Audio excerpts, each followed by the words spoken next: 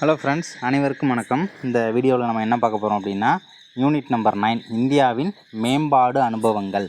ஓகேவா, ரொம்ப முக்கியமான ஒரு பாடம். 11வது புத்தகம் பொருளாதாரம். ஓகேவா, ஸோ இந்த பாடத்தை பாதி பாடத்தை நம்ம வேறு ஒரு ஆங்கிளில் படித்து பார்ப்போம்.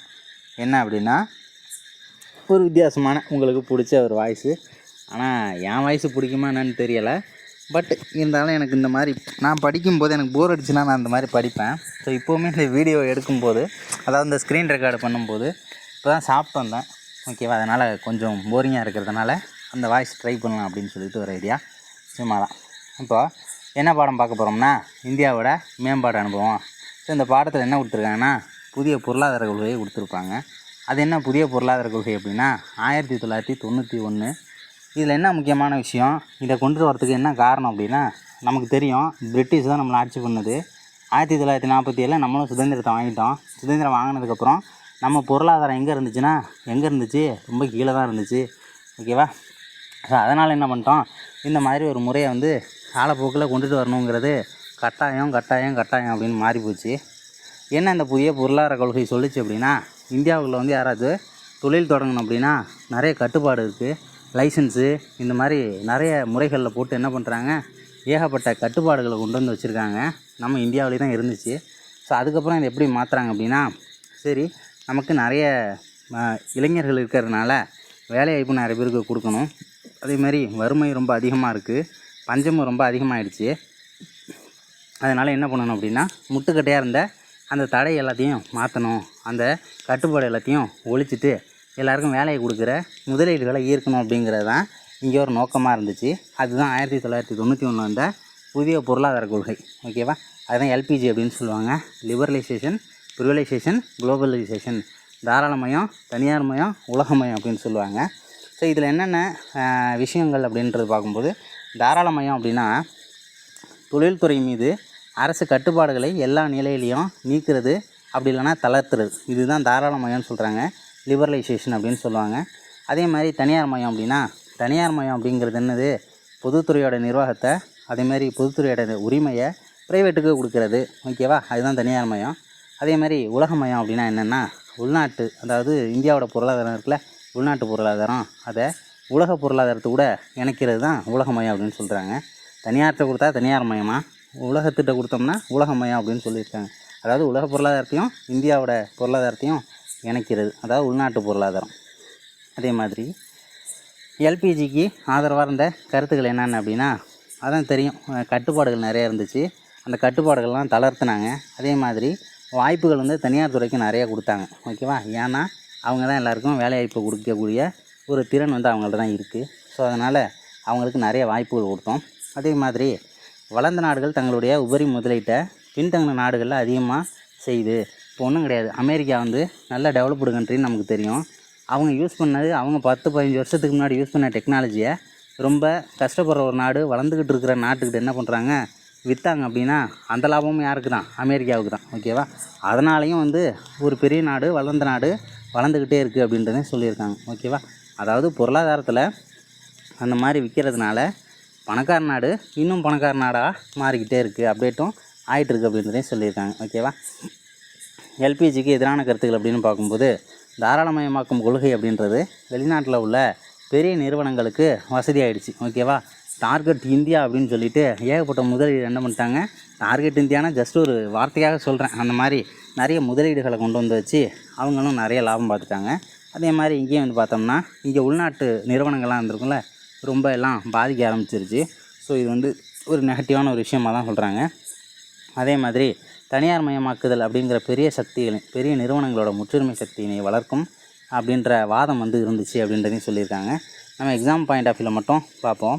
1991 அப்புறம் இந்தியாவில் ஏற்பட்ட மாற்றம் என்னென்ன அப்படின்னா, வெளிநாட்டு செலாவணியோட கையிருப்பு அதிகரிக்க ஸ்டார்ட் ஆச்சு அப்படின்றதையும் சொல்லியிருக்காங்க. தொழில்மயம் அப்படிங்கிறது ரொம்பவே ஸ்பீடாக தான் இருந்துச்சு.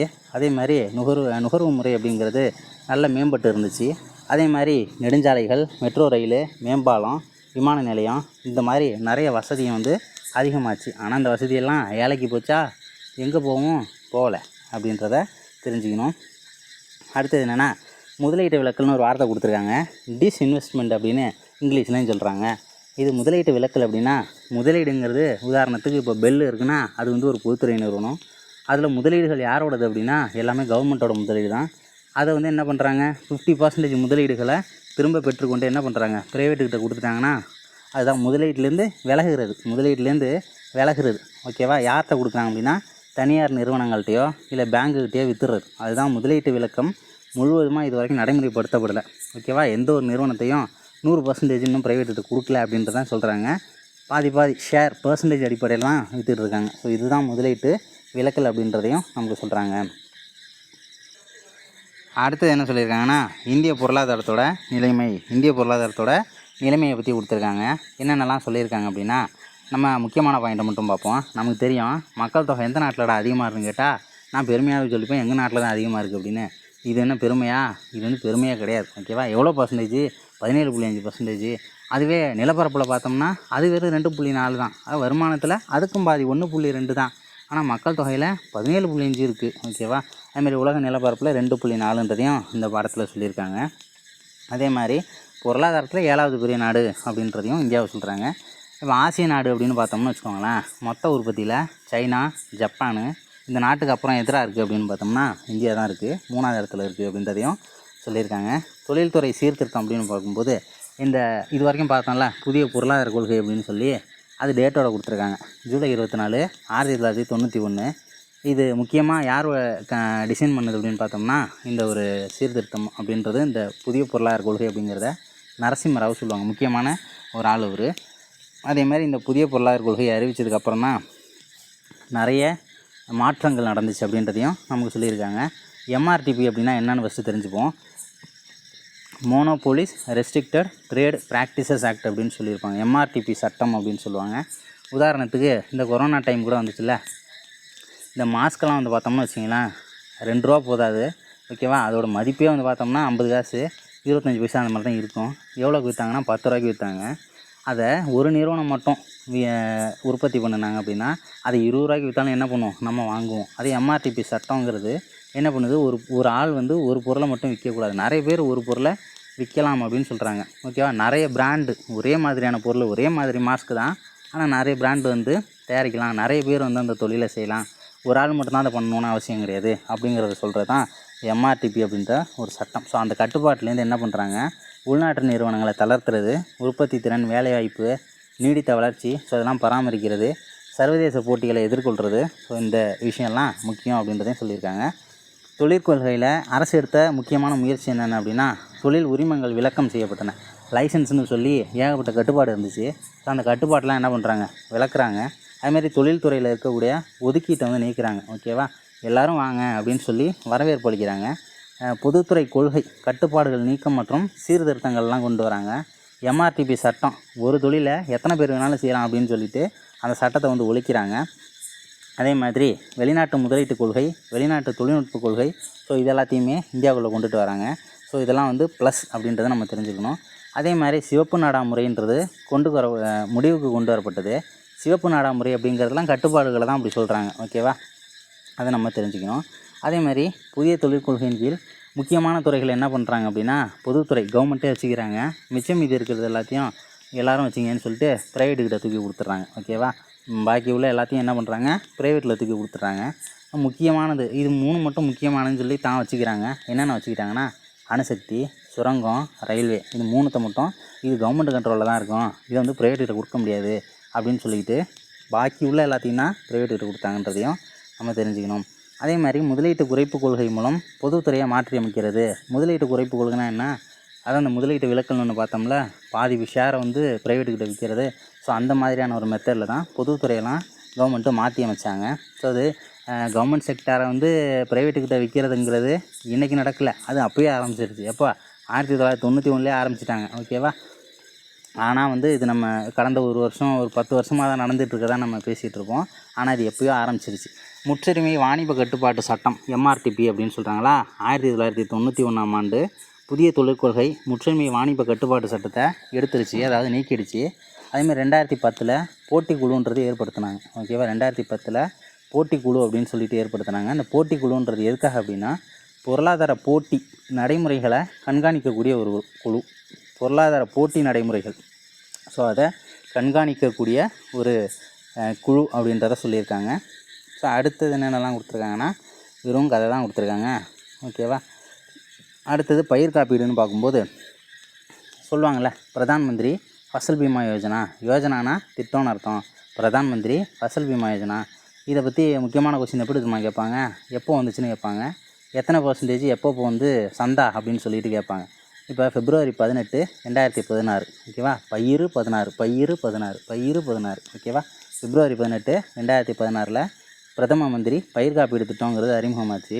இந்த திட்டம் வந்து கோடைக்கால பயிருக்கு 2%, குறுவை சாகுபடி பயிருக்கு 1.5%, அதே மாதிரி தோட்ட பயிர்கள் பணப்பயிர்களுக்கு சந்தா வந்து 5% இருக்கும் அப்படின்னு சொல்லி இந்த ஸ்கீமில் வந்து நமக்கு சொல்லியிருப்பாங்க. ஓகேவா. இது எப்படி ஞாபகம் வச்சுக்கலாம், மறந்து போகுது அப்படின்னா ஈஸி தான். எப்படி ஈஸி, நான் தான் சொல்கிறேன்ல, ரொம்ப ஈஸி தான். கோடைக்கால பயிர் ஃபஸ்ட்டு வந்து கோ அப்படின்னு இருக்குது, பர்சன்டேஜ் 2ன்னு இருக்குது. கோட்டு அப்படின்னு ஞாபகம் வச்சுக்கலாமா, கோட்டு அப்படின்னு ஞாபகம் வச்சுக்கலாம். கோனா கோடை, 2னா பர்சன்டேஜ். அதுமாரி குறுவை சாகுபடிக்கு 1.5, 1.5ன்னு படிக்காதீங்க, 1.5ன்னு படிங்க. ஓகேவா. சிலர்லாம் வந்து சொல்லுவாங்கள்ல, ஏய் என்ன 1.5 கண்ணை வச்சுட்டு குறுன்னு பார்க்குற அப்படின்லாம் சொல்லுவாங்கள்ல. ஸோ அந்த மாதிரி படிச்சுட்டு போயிடுவோம். அடுத்தது என்னென்னா தோட்ட பயிருக்கும் பணப்பயிருக்கும் 5%, மிச்சம் மீதி இருக்கிறது 5 தானே. 2 கோட்டு, அதேமாரி குறுன்னு பார்க்குறோம் 1.5 கண்ணு. அதேமாதிரி தோட்ட பயிருக்கும் பணப்பயிருக்கும் 5%. ஓகேவா. இது எப்படி ஞாபகம் வச்சுட்டு போயிடலாம்ல. ஸோ அடுத்தது குளிர்பதன சேமிப்பு கிடங்கு. இதில் எப்படி சொல்லியிருக்காங்கன்னா பழங்கள் உற்பத்தி. ஸோ இதிலலாம் வந்து மிகப்பெரிய ஒரு நாடு அப்படின்றத இந்தியாவை சொல்லியிருக்காங்க. காய்கறிகள் உற்பத்தியில் 2வது மிகப்பெரிய உற்பத்தியாளர், காய்கறியில் 2வது மிகப்பெரிய உற்பத்தியாளர் அப்படின்னு சொல்கிறாங்க. அதே மாதிரி தக்காளியை உற்பத்தி பண்ணதுக்கப்புறம் அதை சந்தைக்கு கொண்டு போகிறதுக்கு முன்னாடி எல்லா தக்காளியும் முழுசாக போய் சேருதான்னு பார்த்தா எல்லாம் முழுசாக போய் சேரல. எவ்வளோ வேஸ்டேஜ் ஆகுதுன்னு பார்த்தா, இப்போ சரி ஒரு பர்சன்டேஜ் எடுப்போமே அப்படின்னு பார்த்தா 25லேருந்து 30% வரைக்கும் வேஸ்ட்டாக போயிடுச்சு, நசுங்கி போயிடுது. அதேமாரி தக்காளி மட்டும் இல்லை, எல்லா காய்கறியும் அந்த மாதிரி தான் ஆச்சு. ஸோ அதனால் இதை வந்து பாதுகாக்கணும்னு சொல்லிட்டு முடிவு பண்ணுறாங்க. ஸோ அதுதான் ரொம்ப முக்கியமான விஷயம். 1955 இன்றியமையாத பொருட்கள் சட்டத்தின் 3வது பிரிவை யூஸ் பண்ணி குளிர்பதன கிடங்கு அணை அப்படின்னு சொல்லிட்டு ஒன்று கொண்டு வராங்க. 1964 கோல்டு ஸ்டோரேஜ் ஆர்டரு 1964 அப்படின்றத கொண்டுட்டு வராங்க. ஓகேவா. எவ்வளோ வேஸ்ட் ஆகுது, 25லேருந்து 30% வரைக்கும்.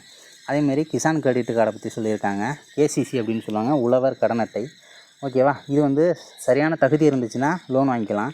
அதே மாதிரி 1998 தான் என்ன பண்ணுறாங்க, மைய வங்கினா என்னது, இந்திய மைய வங்கினா என்னது, ரிசர்வ் பேங்க் ஆஃப் இந்தியா. ஓகேவா. அதுவும் விவசாய கிராமப்புற மேம்பாட்டுக்கான வங்கி, national bank for agricultural and rural development, அதான் நபார்டு பேங்க் அப்படின்னு சொல்கிறாங்கல்ல, நபார்டு பேங்க். ஸோ நபார்டும் ஆர்பிஐயும் சேர்ந்து இந்த மாதிரி கேசிசி அப்படின்னு ஒன்று கொண்டுட்டு வரலான்னு சொல்லி 1998 கொண்டுட்டு வராங்க. இது ஏன் கொண்டுட்டு வந்தாங்க, இதோட நோக்கம் தான் என்ன அப்படின்னு பார்த்தோம்னா, உழவர்கள் வந்து கடன் வாங்குறதுக்காக முறை சாராத வங்கிகளை சார்ந்திருக்காங்க. ஏதோ ஒரு யார்கிட்டையோ போய் கடனை வாங்குறாங்க, ஏதோ பேங்க்குன்னு சொல்கிறான், கேட்டால் பேங்க்குங்கிறான், லைசன்ஸும் கிடையாது, ஒன்றும் கிடையாது. அவங்ககிட்ட போய் லோன் வாங்கிட்டு அதிகமாக வட்டியை கட்டி கஷ்டப்பட்டுக்கிட்டே இருக்காங்க. ஸோ அதனால் என்ன பண்ணலாம், இந்த மாதிரி ஒரு கேசிசின்னு சொல்லிட்டு ஒரு கார்டை கொண்டுட்டு வரலான்னு சொல்லி முடிவு பண்ணி கொண்டு வந்தது தான் இந்த கிசான் கிரெடிட் கார்டு. அதுக்கப்புறம் வேறு என்னென்ன அப்படின்னு பார்க்கும்போது முக்கியமான டேட்டா மட்டும் பார்ப்போம். ஸோ அந்த பாக்ஸ் வந்து லைட்டாக தெரிஞ்சுக்கோங்க, படிச்சுக்கோங்க லைட்டாக. அதே மாதிரி வேளாண் பொருட்களுக்கான அங்காடி குழு, இங்கிலீஷில் எப்படி சொல்கிறாங்கன்னு பார்த்தா அக்ரிகல்ச்சரல் ப்ரொடியூஸு மார்க்கெட்டு கமிட்டி, ஏபிஎம்சி அப்படின்னு சொல்கிறாங்க. வேளாண் பொருட்களுக்கான அங்காடி குழு. வேளாண் பொருட்களுக்கான அங்காடி குழுங்கிறது வேளாண்மை பொருள் இருக்குல்ல, அது தோட்டப்பயிர் பொருளாக இருந்தாலும் சரி தான், கால்நடை பொருளாக இருந்தாலும் சரி தான், அதெல்லாம் வணிகம் பண்ணுறதுக்கு மாநில அரசாங்கத்தால் உருவாக்கப்பட்ட ஒரு சட்டப்படியான அமைப்பு. என்னையெல்லாம் கேள்வி எடுக்க வச்சுன்னா நான் என்ன தான் பண்ணுவேன், மத்திய அரசாங்கத்தால் உருவாக்கப்பட்ட ஒரு சட்டப்படியான அமைப்புன்னு எடுத்து வைப்பேன். ஆனால் ஆன்சர் என்னது, மாநிலம். ஓகேவா. நல்லா குழியை தோண்டி வைக்கலாம், நிறைய பேர் வந்து விழுவாங்க அப்படின்னே சொல்லிட்டு டிஎன்பிசி அதை பண்ணுவாங்க, தெரிஞ்சுக்கோங்க. ஏபிஎம்சியோட பணிகள் சும்மா ஜஸ்ட்டு தெரிஞ்சுக்கலாம். வேளாண் அங்காடிகளில் அரசு தனியார் கூட்டுறவை வளர்ச்சி பெற செய்தல், அதுமாதிரி அங்காடி சார்ந்த விரிவாக்க பணியை உழவர்களுக்கு வழங்குறது, விலை நிர்ணயம், அங்காடி பரிமாற்றம், வெளிப்படைத்தன்மையை அதில் கொண்டுட்டு வருது. ஸோ இந்த மாதிரி வேளாண் உற்பத்திகளை விற்பனை செய்த அதே நாளில் உழவர்களுக்கு பணம் கிடைக்கணும். நான் இன்றைக்கி வந்து ஒரு பொருளை வந்து விற்றுட்டேன், எனக்கு வந்து ஒரு மாதம் கழித்து காசு கிடைக்கக்கூடாது, எனக்கு அன்றைக்கே காசு கிடைக்கணும். ஸோ அதை வந்து இவங்க பண்ணாங்க. வேளாண் நடவடிக்கையை ஊக்குவிக்கிறது, வேளாண் பொருட்களோட வரவு, விலை தொடர்பான புள்ளி விவரம், ஸோ அதெல்லாம் வந்து காட்சிப்படுத்துறது எவ்வளோ பர்சன்டேஜ் அப்படின்னு சொல்லிட்டு. ஸோ இந்த மாதிரியான விஷயங்கள் தான் ரொம்ப முக்கியமாக இதில் சொல்லியிருப்பாங்க. அதே மாதிரி அடுத்தது என்ன அப்படின்னு பார்த்தோம்னா, இடுபொருட்களோட செலவு உயர்வு இதெல்லாம் நமக்கு எக்ஸாமுக்கு ஏதாச்சும் கேட்பாங்களான்னு பார்த்தா எதுவுமே கேட்க மாட்டாங்க. ஸோ அதனால் முக்கியமான பாயிண்ட்டை மட்டும் பார்த்துட்டு போயிடலாம். அது எங்கடா இருக்குன்னு பார்த்தா இந்த யூனிட்டில் ரொம்பவே கம்மியாக தான் இருந்துச்சு. வேளாண் மானிய குறைப்பு இதில் வந்து பார்க்கும்போது 300% அதிகரித்து இதெல்லாம் வேண்டாம். ஓகே, இதில் வணிக கொள்கை சீர்திருத்தம்ன்ற டாப்பிக்கில் கொடுத்துருக்குறது என்னென்னா தடையில்லா இறக்குமதி ஏற்றுமதின்னு சொல்லி கொடுத்துருப்பாங்க. நமக்கு முக்கியமான கொஸ்டின் என்ன அப்படின்னா ஏப்ரல் 1 1992 உருவாக்கப்பட்ட ஒரு கொள்கை தான் வர்த்தக கொள்கை. ஓகேவா, அவங்க என்ன பண்ணாங்க, ஏறத்தாழ அனைத்து இடைவினை மூலதன பண்டங்களுக்கான இறக்குமதியை அந்த தடை இருந்துச்சுல அந்த தடையெல்லாம் நீக்கினாங்க. ஓகேவா, அந்த நிறைய பொருளை வந்து இறக்குமதி பண்ணவே கூடாதுன்னு சொல்லி நிறைய பொருள் இருந்துச்சு. ஸோ அதெல்லாம் வந்து நீக்கிறாங்க. ஓகேவா, எத்தனை பொருளை மட்டும்தான் தடை அப்படின்னு சொல்லி பண்ணி வச்சுருக்காங்க அப்படின்னா 71 பொருட்கள் மட்டும்தான் அந்த தடை செய்யப்பட்ட பட்டியலில் இருக்குன்றதே சொல்லியிருக்காங்க. 71 டேட்டு முக்கியம், வருஷம் முக்கியம், இதுமாரி வர்த்தக கொள்கை அப்படிங்கிறத ரொம்பவே முக்கியம். அடுத்தது எக்ஸாமில் இந்த யூனிட்டில் டிஎன்பிசிக்கு ரொம்ப பிடிச்ச கொஸ்டின் இதுதான். ராஜா செல்லையா குழு அறிக்கை. ஓகேவா, அவங்க என்ன பண்ணாங்கன்னா இறக்குமதி தீர்வையை குறைச்சி விடுங்க அப்படின்னு சொல்கிறாங்க. இறக்குமதி பண்ணக்கூடிய அந்த பொருளுக்கு டேக்ஸ் வாங்குறீங்கல்ல, ஸோ அதெல்லாம் குறைங்க அப்படிங்கிறாங்க. எவ்வளோப்பா குறைக்கலான்னு கேட்டால் 50% பாதியாக குறை அப்படின்னு சொல்கிறாங்க. 50% குறைக்க பரிந்துரை பண்ண குழு எது அப்படின்னு கேட்பாங்க. ராஜா செல்லையா குழு இறக்குமதி தீர்வையே பெருமளவு குறைக்க பரிந்துரை செய்த ஒரு குழு அப்படின்னு அதை சொல்லலாம். அதை யூஸ் பண்ணி தான் என்ன பண்ணாங்க, 1991-92 அந்த நிதி அறிக்கையில் இறக்குமதி வரி 300% இருக்கிறத 150%, அதாவது பாதியாக குறைச்சாங்க. ஓகேவா, முக்கியமாக அந்த குழுவுடைய பேர் என்ன, ராஜா செல்லையா குழு, அவருடைய தலைமையில் அமைக்கப்பட்ட குழுங்கிறத மறந்துடக்கூடாது. ஏப்ரல் 1 2015-20 அந்த காலத்தில் வந்து புதிய வெளிநாட்டு வாணிக கொள்கை அறிவிக்கப்பட்டது. இதெல்லாம் ஜஸ்ட்டு தெரிஞ்சுக்க வேண்டியதான். ஏற்றுமதி இறக்குமதி கொள்கை எப்போன்னு கேட்டாங்கன்னா 2015-2020 வரைக்கும். இதில் என்னென்னலாம் பண்ணாங்கன்னா இந்த make in India, digital India அப்படின்லாம் சொல்லி கொண்டு வந்தாங்கல்ல, இந்தியாவில் தயாரிப்பு, மின்னணு இந்தியா. ஸோ அந்த மாதிரி முக்கியமான திட்டங்களுக்கு ஆதரவு கொடுக்கறது தான் அந்த ஏற்றுமதி இறக்குமதி கொள்கையோட முக்கியமான வேலை அப்படின்றதே சொல்லியிருக்காங்க. சிறப்பு கூறுகள் என்னென்ன கொடுத்துருக்காங்கன்னா ஏற்றுமதி உதவிகளை 25% அளவு குறைக்கணும், இந்திய பொருட்களை ஊக்குவிக்கணும், இந்திய தயாரிப்பு அப்படிங்கிற கருத்தை உருவாக்கணுங்கிறதுலாம் அதனுடைய சிறப்பு கூறுகளாக சொல்கிறாங்க. அதே மாதிரி இதெல்லாம் ஜஸ்ட்டு கதையாக தான் இருக்கும். ஓகேவா, அதே மாதிரி இங்கே என்ன கேட்பாங்க அப்படின்னா சிறப்பு பொருளாதார மண்டல கொள்கை எந்த ஆண்டு உருவாக்கப்பட்டதுன்னு அடிக்கடி கேட்பாங்க. முக்கியமாக என்ன தெரிஞ்சுக்கணும்னா இந்த சிறப்பு பொருளாதார மண்டல கொள்கைன்றது ஏன் உருவாக்கப்பட்டது அப்படின்னு தெரிஞ்சுக்கணும். அனுமதி வழங்குவதில் பெருகியிருந்த கட்டுப்பாடு, உள்கட்டமைப்பு வசதியின்மை, குறைவான நிதி, ஸோ இந்த குறைபாடுகளெல்லாம் சமாளிக்கணும், அதேமாதிரி நிறைய இன்வெஸ்ட்மெண்ட்டை பிடிச்சி இழுக்கணும் அப்படின்னு சொல்லிட்டு 2000 வருஷத்தில் என்ன பண்ணாங்க, இந்த கொள்கையை வந்து உருவாக்குனாங்க. அதேமாதிரி 2005ஆம் ஆண்டில் சிறப்பு பொருளாதார மண்டல கொள்கையின்படி 400 சிறப்பு பொருளாதார மண்டலங்களையும் அறிவித்தாங்க. ஸோ அதை வந்து ஜஸ்ட்டு தெரிஞ்சுக்கலாம். இந்த ஏரியா வந்து ரொம்பவே முக்கியம். அதே மாதிரி 2000 இந்திய அரசு புதிய கொள்கையின் மூலம் சிறப்பு பொருளாதார மண்டலங்கிறத ஏற்படுத்துச்சு. அதேமாதிரி கான்ட்லாவில் ஏற்படுத்தப்பட்ட ஏற்றுமதி செயலாக்க மண்டல வெற்றியை எடுத்து 1980 துவக்க காலத்தில் 7 இடத்துல வந்து தொடங்கினதாக சொல்கிறாங்க. இந்த பாயிண்ட்டு ரொம்பவே முக்கியமானது. ஆசியாவின் முதல் ஏற்றுமதி செயலாக்க மண்டலம் எது அப்படின்னா கான்ட்லா அப்படிங்கிற இடத்துல இந்திய அரசு தொடங்கியிருப்பாங்க 1965. ஓகேவா, ரொம்பவே முக்கியமான பாயிண்ட்டு, மறந்துடாதீங்க, ஏன்னா அவ்வளோ முக்கியமான பாயிண்ட்டு. அடுத்தது செஸ்ஸோட முக்கிய நோக்கங்கள் என்ன. செஸ்ஸோட முக்கிய நோக்கம் என்ன பண்ணுறபோது இன்வெஸ்ட்மெண்ட்டை அதிகரிக்கணும். ஓகேவா, நிறைய முதலீடுகளை இழுக்கணும். அதே மாதிரி ஏற்றுமதியில் நம்மளோட பங்கு அதிகரிக்கணும். ஏன் வந்து நம்ம எல்லா பொருளையும் இறக்குமதி தான் பண்ணணுமா, நான் ஏற்றி விட்றேன் எல்லாத்துக்கும் எல்லா நாட்டுக்கும் அப்படின்னு சொல்லி ஏற்றுமதியை அதிகப்படுத்தணும். பொருளாதார நடவடிக்கைன்றது இன்னும் அதிகமாகணும். நிறைய பேருக்கு வேலை கொடுக்கணும். கட்டமைப்பு வசதி இன்ஃப்ராஸ்ட்ரக்சரை வந்து நிறைய கொண்டுட்டு வரணும், அறிமுகப்படுத்தணும். அங்காடி தொழில்நுட்பத்தை ஷேர் பண்ணணும். ஸோ இதெல்லாம் வந்து சொல்லியிருக்காங்க. அதே விஷயந்தான் கீழேயும் கொடுத்துருப்பாங்க, ஜஸ்ட்டு படித்து பாருங்கள். நிதி சீர்திருத்தத்தில் எதுவும் கொடுத்துருக்காங்களா அப்படின்னு பார்க்கும்போது நிதி பற்றாக்குறை வந்து மொத்த உள்நாட்டு உற்பத்தியில் 3% மேலே இருக்கக்கூடாது அப்படிங்கிற ஒரு வழிகாட்டுதலை பன்னாட்டு பண நிதியம் IMF அப்படின்னு சொல்லுவாங்க. ஓகேவா, இந்தியன் மானிட்டரி ஃபண்ட் அப்படின்னு சொல்லுவாங்க. பன்னாட்டு பண நிதியம், இன்டர்நேஷ்னல் மானிட்டரி ஃபண்டு. ஓகேவா, இந்தியன் கிடையாது, இன்டர்நேஷ்னல். ஸோ அவங்க வந்து சொல்லியிருப்பாங்க, ஜஸ்ட்டு தெரிஞ்சுக்கலாம். முக்கியமான பாயிண்ட்டுங்கிறது அது இல்லை. அதே மாதிரி ஜிஎஸ்டியை பற்றி கொடுத்துருக்காங்க. ஜிஎஸ்டி அப்படின்னு பார்த்தோம்னா கூட்ஸ் அண்டு சர்வீசஸ் டேக்ஸ் ஜிஎஸ்டிங்கிறாங்க. பண்டங்கள் மற்றும் பணிகள் வரி அப்படின்லாம் சொல்லலாம். பண்டங்கள் மற்றும் பணிகள் வரி அப்படின்லாம் சொல்லலாம். இதை பற்றி இதில் ரொம்ப கம்மியாக தான் கொடுத்துருப்பாங்க. இந்த ஜிஎஸ்டிங்கிறது மத்திய அரசும் ஜிஎஸ்டி வாங்குகிறாங்க, மாநில அரசும் வாங்குகிறாங்க. ஓகேவா, மறைமுக வரிக்கெல்லாம் சேர்த்து மாற்றாக கொண்டு வரப்பட்ட ஒரு வரி இது. அதேமாதிரி இது ஒருமுனை வரி அப்படின்னு சொல்கிறாங்க. அதே வேட்டுன்னு ஒன்று இருந்துச்சுல, வேட்டுனா என்ன, வேல்யூ ஆடட் டேக்ஸ், மதிப்பு கூட்டப்பட்ட வரி, அதெல்லாம் பழைமுனை வரி. அதுமாரி பார்லிமெண்ட்டில் இந்த ஜிஎஸ்டி தொடர்பான ஒப்புதல் வந்து எப்போ கிடச்சிது அப்படின்னா மார்ச் 29, 2017 கிடச்சிது. அதேமாதிரி 2017 ஜூலை திங்கள் முதல் நாள், ஜூலை திங்கள்னால் மாதம்னு அர்த்தம், ஜூலை 1 வந்து நடைமுறைக்கு வந்துச்சுன்றதுன்னு தெரிஞ்சிருக்கணும். அதே மாதிரி ஜிஎஸ்டியில் இருக்கக்கூடிய வரி விகிதம் எத்தனைன்னு கேட்டால் 5, 0%, 5%, 12%, 18, 28ங்கிற 5%. ஜிஎஸ்டியினுடைய நன்மைகள் என்னென்ன அப்படின்னு பார்க்கும்போது அடுக்குறி விளைவுகளை நீக்குது. ஒரு முனை வரியாக தான் இருக்குது. ஓகேவா, ஒரு டேக்ஸ் தான் ஜிஎஸ்டினா ஒன்று தான், அதான் ஒரு முனை வரி. பதிவுக்கான வாசலாக இருக்குதுன்னு சொல்கிறாங்க. சிறிய நிறுவனங்களுக்கான கலவை திட்டமும் இதில் இருக்குன்றாங்க. ரொம்ப ஆன்லைனில் ரொம்ப ஈஸியாக ஆகிடுது அப்படின்றதையும் சொல்லியிருக்காங்க. மின்னணு வணிகம்லாம் வரையறுக்கிறதாகவும் சொல்கிறாங்க. இதுக்கெல்லாம் ஜிஎஸ்டிங்கிறது முக்கியமாக இருக்குது அப்படின்றத சொல்லியிருக்காங்க. அடுத்தது தளவாடங்களின் திறன் அதிகப்படுத்தப்பட்டிருக்கு. அமைப்பு முறையற்ற துறையை ஒழுங்குபடுத்துகிறது அப்படின்றதையும் இங்கே சொல்லியிருக்காங்க. ஸோ அடுத்தது என்ன அப்படின்னா, இதுவுமே ரொம்ப முக்கியம்தான், ரொக்க இருப்பு வீதம். அந்த ஃபஸ்ட்டு பாயிண்ட் மட்டும் நமக்கு தெரிஞ்சாலே போதும். 1991 நரசிம்மம் குழு அப்படின்னு சொல்லி ஒரு குழு ஒன்று போட்டாங்க. அந்த குழு பரிந்துரை பண்ணது என்னென்னா, சட்ட ரீதியான நீர்மை விகிதம், ஸ்டாச்சுட்டரி லிக்விடிட்டி ரேஷியோ, எஸ்எல்ஆர் அப்படின்னு சொல்லியிருப்பாங்க. ஓகேவா, சட்ட ரீதியான நீர்மை விகிதம், ஓகேவா, நீர்மை விகிதம், அப்புறம் ரொக்க இருப்பு வீதம் ஆகியன குறைக்கப்பட்டுச்சு அப்படின்னு சொல்லியிருக்காங்க. ஓகேவா, இதில் என்ன கேட்பாங்கன்னா, சட்ட ரீதியான நீர்மை விகிதம், ரொக்க இருப்பு வீதம், cash reserve ratio, CRR, SLR அப்படின்னு சொல்லுவாங்க. இதெல்லாம் குறைக்கப்பட்டுச்சுல்ல, அதெல்லாம் யாருடைய பரிந்துரைன்னு கேட்டாங்கன்னா நரசிம்மம் குழு அப்படின்னு சொல்லுங்கள். அதுவே வந்து இறக்குமதி வரியை பாதியாக குறைக்க சொன்னது யாருன்னா ராஜா செல்லையா குழு. அதுமாரி முதல் ஏற்றுமதி செயலாக்க மண்டலம் எங்கன்னா காண்டில் 1965. அதே மாதிரி வந்து பார்த்தோம்னா எந்தெந்த சிறப்பு பொருளாதார மண்டல குழு எந்த வருஷம்னா இது 2000 வந்திருக்கும். ஸோ அது 2005 வந்து பார்த்தோம்னா 400 சிறப்பு பொருளாதார மண்டலம் அறிவிக்கப்பட்டதாக சொல்லியிருப்பாங்க. அடுத்தது என்னென்னா எல்லாமே பேசிக் தான். ஓகேவா, அதே மாதிரி இந்த ஏப்ரல் 1, 1992 எந்த மாதிரி எத்தனை பொருள் தடை செய்யப்பட்ட பட்டியலில் இருக்குது அப்படின்றதையும் தெரிஞ்சுக்கோங்க. ரொம்ப ஈஸியான யூனிட் தான். ஃபசல் பீமா யோஜனாங்கிறது பார்த்துருப்போம். கோட்டு அப்படின்னு பார்த்துருப்போம். 1.5 கண்ணு குறுகுறுன்னு பார்க்காத அப்படின்னு சொல்லி பார்த்துருப்போம். பேலன்ஸ் உள்ளது 5 அது வந்து பணப்பயிர், தோட்டப்பயிருக்கு அப்படின்னு நம்ம ஈஸியாக ஞாபகம் வச்சுக்கலாம். ரொம்ப ஈஸி தான். அதுமாரி எல்பிஜிங்கிறது ரொம்ப ஈஸியான ஒரு விஷயந்தான். எல்பிஜி அப்படின்னா என்ன, இந்தியாவை உலக நாடுகளுக்கு திறந்து விடுதல்.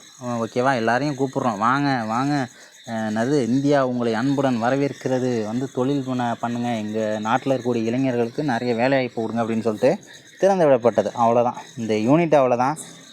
ஒரே ஒரு ரிக்வெஸ்ட்டு, வாய்ஸ் பிடிக்கலன்னா தயவு செஞ்சு கமெண்ட்டில் திட்டிடாதீங்க. ஓகேவா, ஸோ அடுத்த வீடியோவில் சந்திக்கலாம். தேங்க்யூ.